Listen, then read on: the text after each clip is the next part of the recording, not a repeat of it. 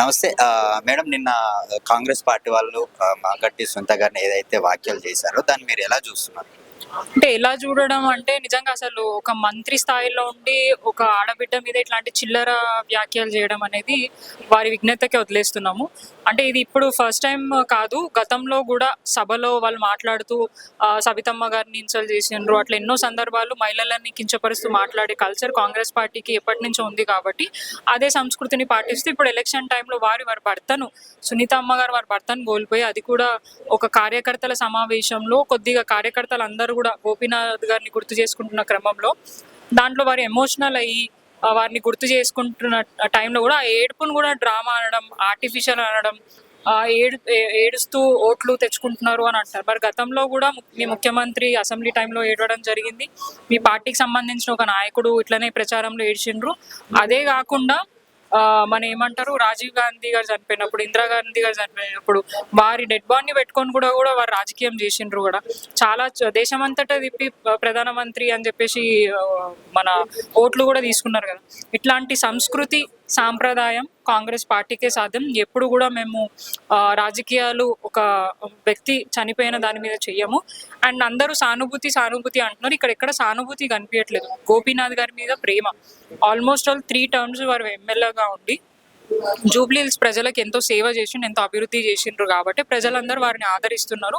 ఇంటింటికి వెళ్ళిన ప్రతి దగ్గర కూడా ప్రజలు వారి మిస్సెస్ అయిన సునీతమ్మని యాక్సెప్ట్ చేస్తూ, అరే గోపీనాథ్ గారి ఆశయాలు ముందుకు తీసుకెళ్లిన వ్యక్తి ఎవరైనా ఉన్నారంటే అది సునీతమ్మని అని చెప్పేసి నమ్మి వారిని ఆదరిస్తూ వారికి ధైర్యాన్ని చెప్తున్నారు. ఫస్ట్ ఆఫ్ ఆల్ ఎట్లుందనంటే సిచ్యువేషన్, మనం ఒక ఇంట్లో ఎవరైనా చనిపోతే మనకి ఎంత బాధ ఉంటుందో 10 మంది వచ్చి మనకి సానుభూతి తెలియజేయడం లేదంటే ధైర్యంగా ఉండు అని చెప్పడము మనం చూస్తూ ఉంటాం. కానీ ఇక్కడ పరిస్థితి ఎట్లుందంటే వారికి ఎంత బాధ ఉన్నా, మొన్న వారు ఏడ్చారు కానీ అంటే కొన్ని ఎమోషన్స్ కొన్ని ఉంటాయి, అవి ఊరికే చూపిస్తే కూడా అది నిజంగా డ్రామా లాగానే కనిపిస్తుంది. కానీ వారు ఎంత స్ట్రాంగ్ అంటే అంత బాధని కూడా దిగమింగుకొని ప్రజలలోకి వెళ్ళినప్పుడు వారికి ధైర్యాన్ని చెప్తూ, గోపీనాథ్ గారి ఆశయాలను నేను ముందుకు తీసుకువెళ్తాను, మీ అందరి పక్షాన నేను కొట్లాడతాను, మీకు ఎటువంటి ఇబ్బంది కాకుండా చూస్తాను, మీకు అందరికీ అండగా ఉంటా అని చెప్పేసి ప్రజలకు ఒక భరోసా నింపుతూ నవ్వుతూ ప్రతి ఒక్కరిని పలకరించిన అవి మాత్రం కనిపించట్లేదు. ఒక్క చిన్నగా వారి భర్తను ఎవరైనా తలుచుకొని ఏడుస్తారండి. అంతెందుకు, నాకు నా ఫ్రెండే కానీ ఇంకెవరైనా తెలిసిన వ్యక్తి చనిపోతేనే ఎన్నో సంవత్సరాల దాకా నాకు ఆ బాధ ఉంటుంది. కానీ వాళ్ళ వైఫ్ ఎన్నో సంవత్సరాల నుంచి వాళ్ళు కలిసి ఉన్నారు, 3 పిల్లలు ఉన్నారు. ఆ 3 పిల్లల పెళ్ళిళ్ళు చూడకుండా చనిపోయినారు.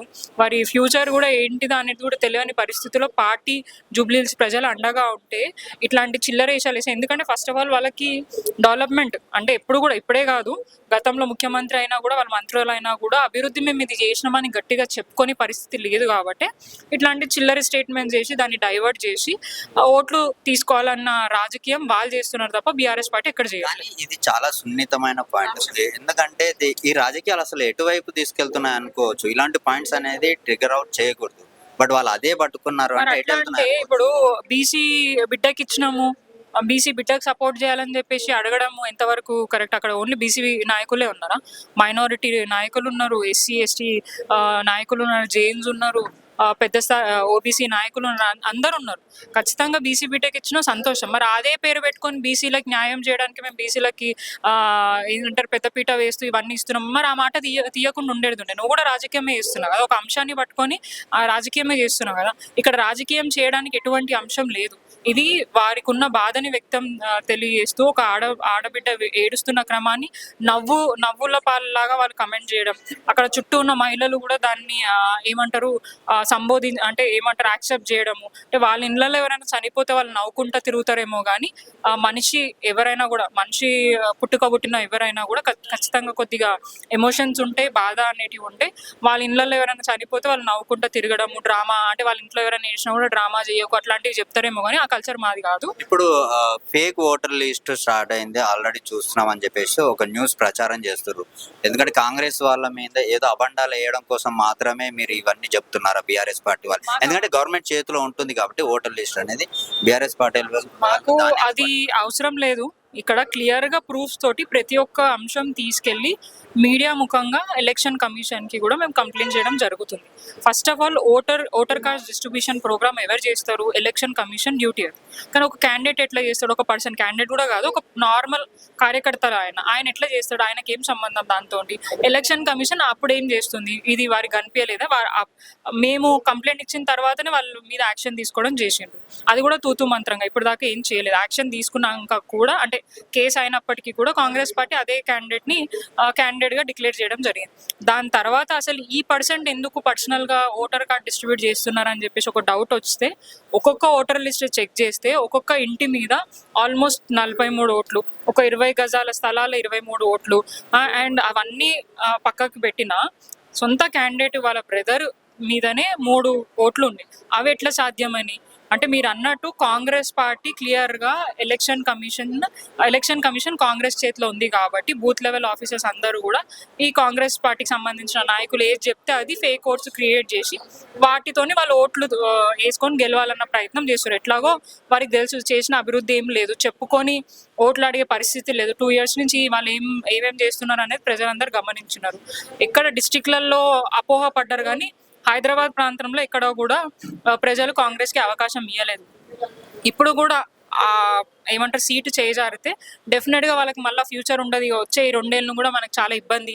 మళ్ళీ బీఆర్ఎస్ఏ గెలిస్తే ఖచ్చితంగా మనల్ని మెడలోంచి మనల్ని ఇబ్బంది పెట్టే ప్రయత్నం చేస్తారన్న భయంతో ఎన్ని చిల్లరేషాలు వేయాలో అన్ని చిల్లరేషాలు వేస్తున్నారు. ఒక మహిళను వదలట్లేదు, ఆ మహిళకు సంబంధించిన పిల్లలను వదలట్లేదు. వాళ్ళ అమ్మ గెలుపు కోసం ఇంటింటికి వెళ్ళి ఓట్లు అడిగితే అది కూడా అంటే లిమిట్ అంటే లైన్ క్రాస్ కాదు, కోడ్ క్రాస్ కాదు, జస్ట్ ఒక దగ్గరికి వెళ్ళి ఓటు అడిగినందుకే అమ్మాయి మీద కేసు పెట్టడం, క్యాండిడేట్ మీద కేసు పెట్టడం, ఏడిస్తే దాన్ని డ్రామా అనడము, దొంగోట్లు సృష్టించడము, అంటే ఇట్లాంటి చిల్లర వేషాలు ఎన్ని వేయాలో అన్ని కాంగ్రెస్ పార్టీ. నిన్న సునీత గారి మీద అలాగే వాళ్ళ అమ్మాయి మీద కేసు పెట్టారు యూసఫ్గూడ పోలీస్ స్టేషన్ లో. దీన్ని ఎలా చూడొచ్చు? వాళ్ళు పర్మిషన్ తీసుకోకుండా ఎట్లా చేస్తారండి? ఇప్పుడు పర్మిషన్ తీసుకోకుండా ఎన్నో కార్యక్రమాలు కాంగ్రెస్ పార్టీ కూడా చేస్తారు. ఎక్కడైనా కేసు అయిందా? కేవలం వీళ్ళ మీదనే ఎందుకు కేసు కావాలి? వీళ్ళని ఎందుకు టార్గెట్ చేయాలి? ఎందుకంటే వాళ్ళు ఏదైతే ధైర్యాన్ని ప్రజల మధ్యలో చూపిస్తున్నారో, ప్రజలకి ధైర్యాన్ని ఇస్తున్నారో, ఆ ధైర్యాన్ని మనోధైర్యాన్ని దెబ్బతీయడానికి ఇట్లాంటి కేసులు పెడుతున్నారు. ఇదేం కొత్త కాదు. గతంలో కూడా చాలా మంది కార్యకర్తల మీద, బీఆర్ఎస్ పార్టీ నాయకుల మీద, ఎంతో మంది మీద ఇల్లీగల్ కేసులు పెట్టినారు. ఎక్కడ కూడా అది కోర్టులో నిలబడలేదు. డెఫినెట్గా దీన్ని మేము ఛాలెంజ్ చేస్తాము. ఎక్కడ కోడ్ ఆఫ్ కండక్ట్ అయింది అనేది కూడా మేము డెఫినెట్గా వెరిఫై చేసుకుంటాము. ఆ పిల్లలు కేవలం ఓటర్ దగ్గరికి వెళ్ళి వారి ఫాదర్ చేసిన డెవలప్మెంట్ ని చెప్పుతూ తిరుగుతున్నారు తప్ప ఎక్కడ కూడా ఏ క్యాండిడేట్ గురించి మాట్లాడదు. వాళ్ళకి అసలు తెలియదు కూడా తెలియదు. కేవలం వాళ్ళ ఫాదర్ నిరంతరం ప్రజల గురించి ఎట్లా కృషి చేస్తారు, ఎట్లా తాపత్రపడతారు, ఏవేవి డెవలప్మెంట్ కార్యక్రమాలు చేస్తారు వీటిని గురించే చెప్తూ తిరుగుతున్నారు తప్ప ఎక్కడ కూడా చేయలేదు. వారి డాటర్ మీద, సునీతమ్మ గారి మీద, కొంతమంది నాయకుల మీద కేసులు పెట్టి, అదే కాకుండా పర్మిషన్ ఉన్న బండ్లు కూడా సీజ్ చేయండి అని కంప్లైంట్ చేసి, క్యాండిడేట్ కానివ్వండి, వారికి సంబంధించిన నాయకులు కానివ్వండి, పర్మిషన్ ఉన్నప్పటికీ దాన్ని సీజ్ చేయాలని చెప్పేసి ప్రెజరైజ్ చేసి ఎక్కడ కూడా బీఆర్ఎస్ పార్టీ నాయకులు తిరగనీయకుండా నిన్న కూడా మేము డోర్ టు డోర్ వెళ్ళినాం. టైం కూడా కాలే, ఇంకా 15 నిమిషాలు ఉంది అయిపోవడానికి క్యాంపెయినింగ్. వెంటనే పోలీసు వాళ్ళు రావడం, బంద్ చేయడం అని చెప్పేసి మమ్మల్ని అందరినీ ఇబ్బంది పెట్టడం, సతాయించడం. ఎప్పుడు కూడా ఇట్లాంటివి జరగలేదు. ఫ్రీ అండ్ ఫెయిర్ ఎలక్షన్ ఉండే. గతంలో కూడా ఎన్ని బీఆర్ఎస్ పార్టీ ఉన్నప్పుడు ఎన్ని ఎలక్షన్స్ జరిగినా కూడా ఎక్కడ ఇబ్బంది కాలేదు. ఎప్పుడు కూడా ఇట్లాంటి కంప్లైంట్స్ రాలేదు. కానీ మొదటిసారి ఇట్లాంటి కంప్లైంట్స్ వచ్చినప్పటికీ ఎలక్షన్ కమిషన్ పట్టించుకోకుండా ఉండడం, అంటే మాకు సంబంధం లేదు, ఇది ఏమైనా చేసుకోండి అని వాళ్ళు గాలికి వదిలేయడం, ఇవన్నీ చూస్తే క్లియర్గా అర్థమవుతుంది కాంగ్రెస్ పార్టీ ఎట్లా దిగజారిందో. ఖచ్చితంగా వీటిని అన్నింటినీ దృష్టిలో పెట్టుకొని కోర్టులో మేము కేసు వేస్తాం. అండ్ ఏదైతే మంత్రులు చేసిన వ్యాఖ్యలను కూడా మేము వదిలే ప్రసక్తి లేదు. దాన్ని కూడా చాలా మంది సమర్థిస్తూ వాళ్ళు అంటే ఎట్లా అన్నారో దాన్ని ప్రతిదీ రాజకీయం చేయొద్దు అని మాట్లాడుతున్నారు. రాజకీయం చేసేది మేము కాదు.